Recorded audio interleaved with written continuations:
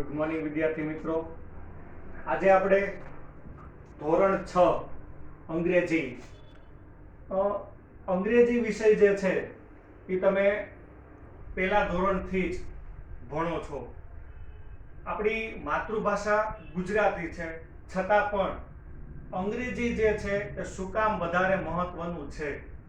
ગુજરાતમાં રહીએ છીએ છતાં પણ અંગ્રેજીને વધારે પ્રભુત્વ આપવામાં આવે છે. અહીંયાથી બહાર એટલે કે બીજા રાજ્યમાં અથવા તો ફોરેન કન્ટ્રીમાં, વિદેશમાં અભ્યાસ માટે જાઓ કે નોકરી માટે જાઓ તો અંગ્રેજી જે છે એ વૈશ્વિક ભાષા છે. વૈશ્વિક ભાષા છે કે વિશ્વના દરેક દેશમાં અંગ્રેજી બોલવામાં આવે છે. તો આપણે પણ જે પાઠ છે એ તો સમજવાના જ છે, એના પ્રશ્ન જવાબ છે એ તો લખવાના જ છે, પણ અંગ્રેજીનું જો હૃદય હોય તો એ ગ્રામર છે. જો અંગ્રેજીમાં ગ્રામરના તમામ ટોપિક જો તમને ક્લિયર હોય અને જો કદાચ પાઠ ન સમજો તો પણ એના પ્રશ્ન જવાબ તમે તમારી રીતે લખી શકો, કારણ કે ગ્રામર જે છે ને એ અંગ્રેજીનું હૃદય છે. ગ્રામર વગર અંગ્રેજી શક્ય નથી. તો આજે આપણે ટોપિક શીખવો છે am is are. Am is are જે છે એને આપણે ગુજરાતીમાં કહીએ છીએ છે, છો, છીએ, છું. આ એનું ગુજરાતી થાય છે. હું ગુજરાતીમાં એક એવું વાક્ય કહું કે હું એક શિક્ષક છું, તો આપણે એનું અંગ્રેજી કરવા માટે કયા કયા શબ્દોની જરૂરિયાત પડશે, કઈ કઈ વસ્તુ જે છે એની જરૂરિયાત પડશે, એવા કયા શબ્દ જે છે કે જેનાથી હું વાક્ય બનાવી શકું. તો મેઇન જે શબ્દ છે એમ ઇઝ અને આર છે, કે એમ ઇઝ અને આર એ ત્રણ શબ્દ જે છે એના આધારે કે ભાઈ એમ ક્યારે આવશે, ઇઝ ક્યારે આવશે અને આર ક્યારે આવશે, એના માટે આપણે પહેલા જે આઈ, વી, યુ અને ધેય જે છે એ પહેલા શીખવું પડશે કે આઈ, વી, યુ અને ધેય.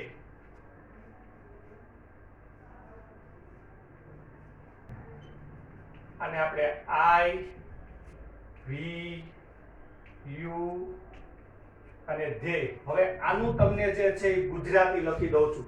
આ એનું પ્રોનાઉન્સિએશન છે કે આને બોલાય કઈ રીતે. આઈ એટલે હું, વી એટલે ઓકે અમે, યુ એટલે તમે અને ધ્યેય એટલે તેઓ. આ ચાર શબ્દ આઈ, વી, યુ અને ધ્યેય, આ ચારે ચાર શબ્દ જે છે એમાં આઈ એટલે હું. મેં પેલું જ વાક્ય કીધું કે હું એક શિક્ષક છું, તો આપણને ખ્યાલ આવી ગયો કે ભાઈ અહીંયા હું આવ્યું તો વાક્યની શરૂઆત હંમેશા આઈ થી થશે. એના પછી વી, વી એટલે અમે. હું એવું કહી કે અમે શિક્ષકો છીએ તો ત્યાં શું આવશે વી. પછી તો કે તમે શિક્ષક છો તો શું આવશે યુ. અને તેઓ શિક્ષકો છે તો શું આવશે તો કે ધ્યેય. આ આપણે ગુજરાતી વાક્યો પરથી નક્કી કરીએ છીએ, પણ હવે આપણે આગળ જ્યારે જોશું ત્યારે એકવચન અને બહુવચન જે છે એ પણ આપણે જોઈએ કે ભાઈ એકવચન હોય ત્યારે શું આવે અને બહુવચન હોય ત્યારે શું આવે. પણ એની પહેલા એકવચન એટલે શું તો કે જ્યાં માત્ર એક જ વ્યક્તિ, એક જ વસ્તુ, એક જ પ્રાણીની વાત થતી હોય, એક કરતા વધારે નહીં, તો એને એકવચન કહેવાય છે. અને બહુવચન એટલે શું તો કે જ્યાં એક કરતા વધારે, એક કરતા વધારે એટલે તો કે બે થી વધારે પ્રાણી, વસ્તુ કે વ્યક્તિની વાત થતી હોય તો એને બહુવચન કહેવાય છે.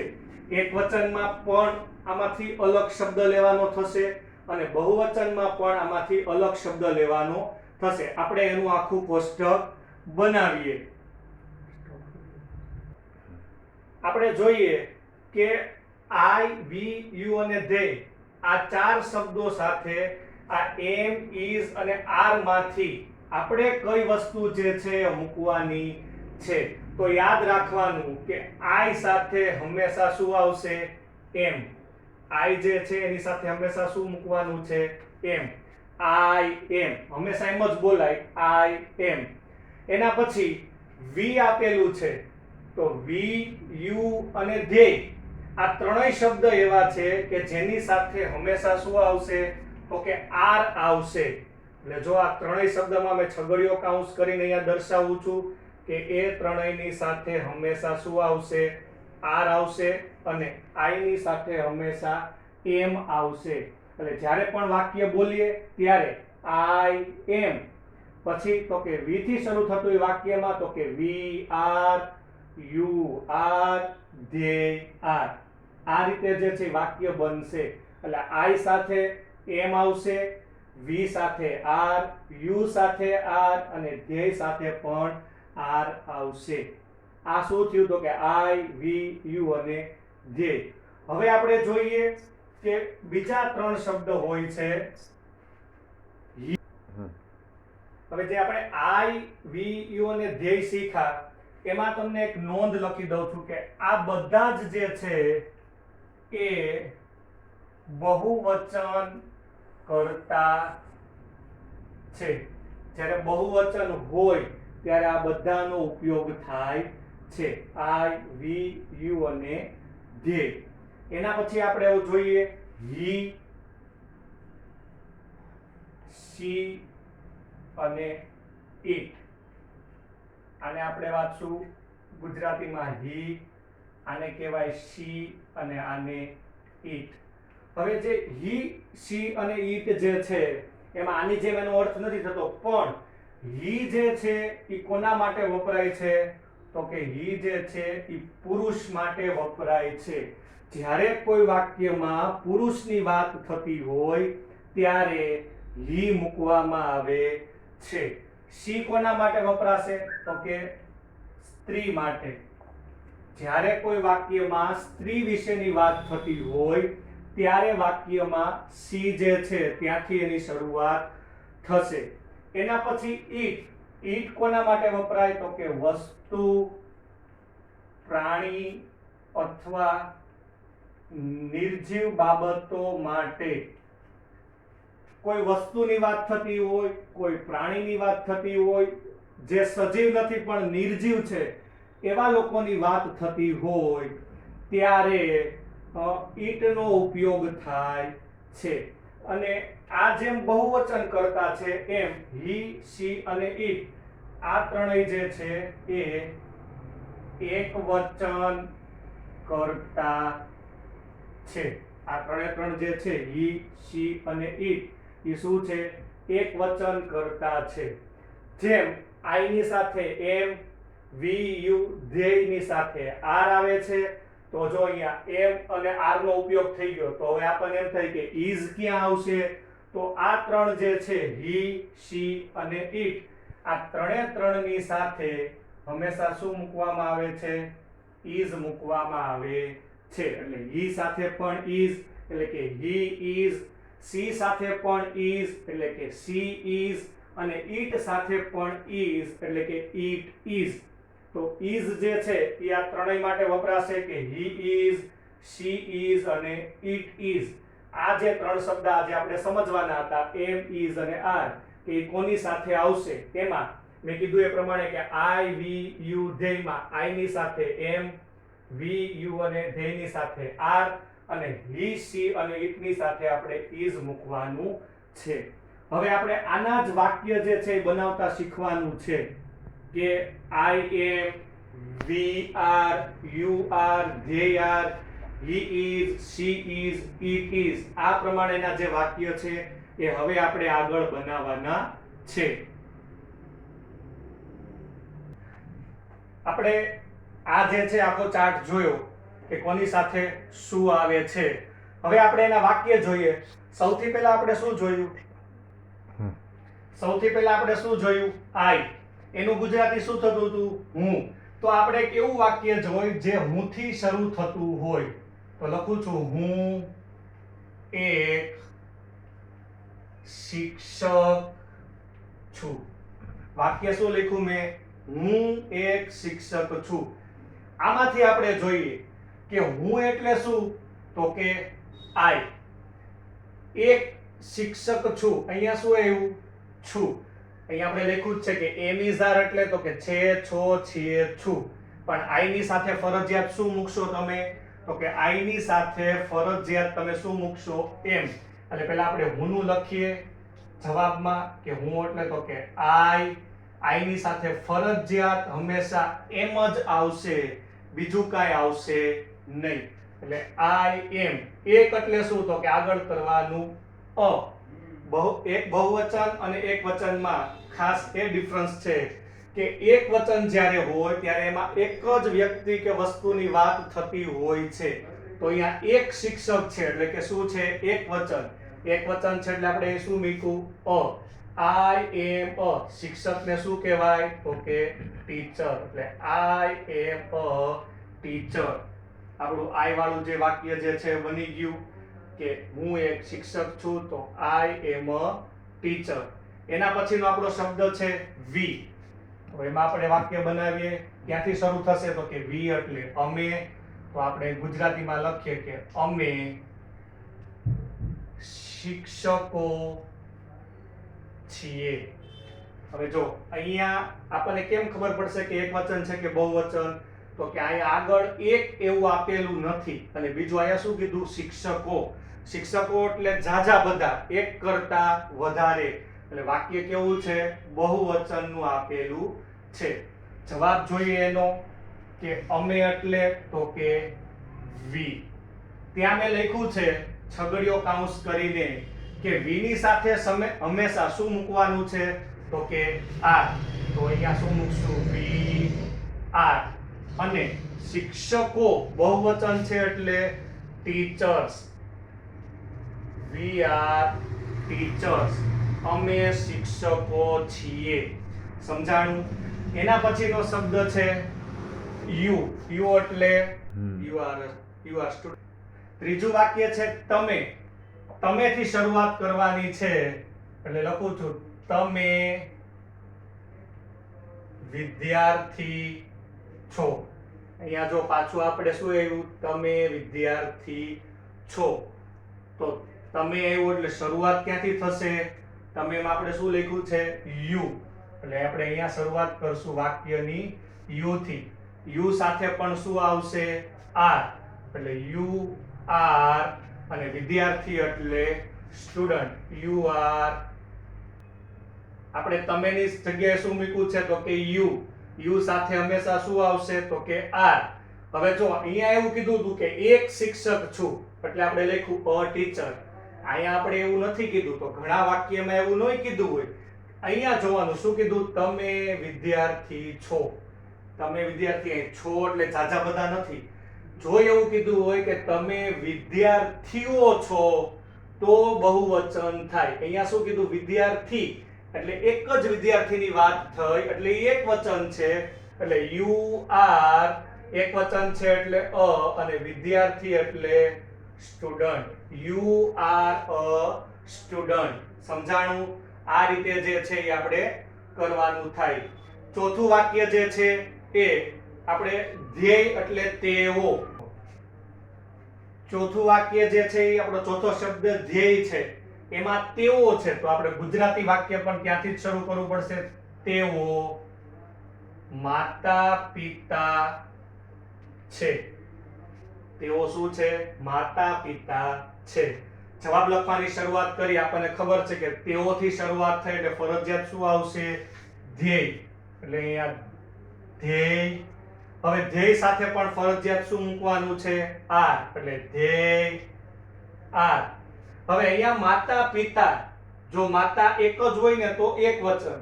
ખાલી પિતા એક હોય તો એક વચન. પણ માતા અને પિતા બે લોકોની વાત થઈ. કીધું તું એ પ્રમાણે કે એક કરતા વધારે વ્યક્તિ કે વસ્તુની વાત થાય એટલે બહુવચન હોય તો માતા પિતા જે છે એ બહુવચન થઈ ગયું. એટલે અહીંયા આગળ એ મૂકવાનો થશે નહીં. ધ્યેય આર. માતા પિતા એટલે પેરેન્ટ્સ. they are parents કે તેઓ માતા પિતા છે. તો આપણે I, we, you અને they. I, we, you અને they. એની સાથે શું આવે એ પણ જોયું. I ની સાથે m, v ની સાથે r, u ની સાથે r અને they ની સાથે r આવે છે. આ ચાર વાક્ય જે છે પેલા કોષ્ટકના જોયા. એના પછી બીજું આપેલું છે આપણને he, she અને it. કીધું તું એ પ્રમાણે કે હી હંમેશા પુરુષ માટે, સી હંમેશા સ્ત્રી માટે અને ઈટ હંમેશા વસ્તુ, પ્રાણી કે નિર્જીવ માટે વપરાય. અને ત્રણેયની સાથે હંમેશા ઇઝ જ આવશે. તો જોઈએ એના વાક્ય.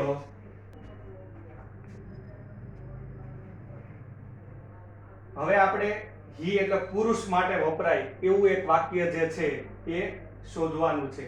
અને હી એટલે તે થાય, તો તેથી શરૂઆત કરીએ.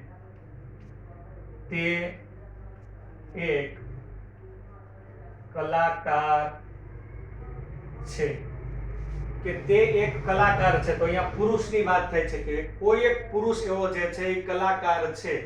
તો તે તો પુરુષ માટે વપરાય છે એટલે ક્યાંથી શરૂઆત કરશું? તો કે હી. હી ની સાથે હંમેશા શું આવશે? તો કે is. હવે કલાકારને આપણે અંગ્રેજીમાં કહેશું એક્ટર. એને કલાકારને આપણે અંગ્રેજીમાં શું કહેશું? એક્ટર. તો તમે જે આર્ટિકલ જે છે શીખેલા હશો એ, એન અને ધ, કે જો કોઈ શબ્દ જે છે એની શરૂઆત એ, ઈ, આઈ, ઓ, યુ થી થતી હોય તો એની આગળ એ નહીં પણ શું મૂકવામાં આવે છે? એન. તો હી ઇઝ, અહીં કલાકાર એટલે એક્ટર એટલે આગળ મૂકશું an. He is an actor. તે એક કલાકાર છે. એના પછી સી એટલે તેણી. સી એટલે તેણી જે સ્ત્રી માટે વપરાય છે, તો એનું આપણે એક વાક્ય બનાવશું. પછી સી એટલે કે સ્ત્રી એટલે કે તેણી, તો તેણી વાળું વાક્ય બનાવવું પડશે. તેણી એક સ્ત્રી છે. અહીંયા જો સ્ત્રી આવી ગયું એટલે આપણને ખબર જ છે કે ક્યાંથી શરૂઆત થશે? તો કે ફરજિયાત સી થી શરૂઆત કરવી પડે. એટલે સી એની સાથે હંમેશા શું આવશે? તો કે is. એટલે સી is. અહીંયા આપણને એવું કીધું કે એક, આપણે પહેલા જ વાક્યમાં શીખ્યા કે એક કીધું હોય એટલે આગળ શું ફરજિયાત મૂકવું પડે? એક વચન છે એટલે એ મૂકવો પડશે. એટલે C is a woman. Woman એટલે સ્ત્રી. C is a woman. તેણી એક સ્ત્રી છે. એના પછી સાતમું જે વાક્ય છે આપણે ઈટ વાળું બનાવશું કે જે વસ્તુ, પ્રાણી અને નિર્જીવ બાબતો માટે વપરાય છે. સાતમું વાક્ય પ્રાણી માટે, વસ્તુ માટે કે નિર્જીવ બાબતો માટે હોય તો આપણે લખીએ કે તે એક પ્રાણી છે.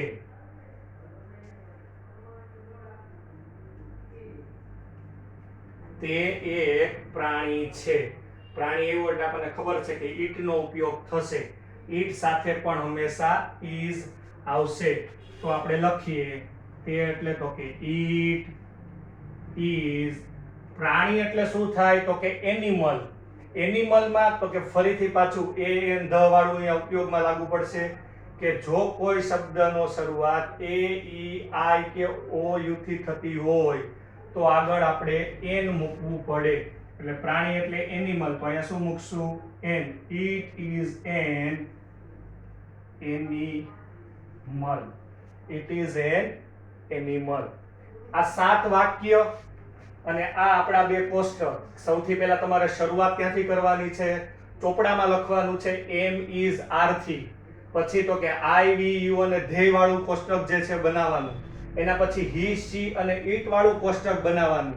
અને એના પછી આ 7 વાક્ય જે છે એ એની નીચે લખવાના છે. આ આપણે આગળ આવા નવા જે વાક્ય જે છે બનાવતા શીખવાનું છે.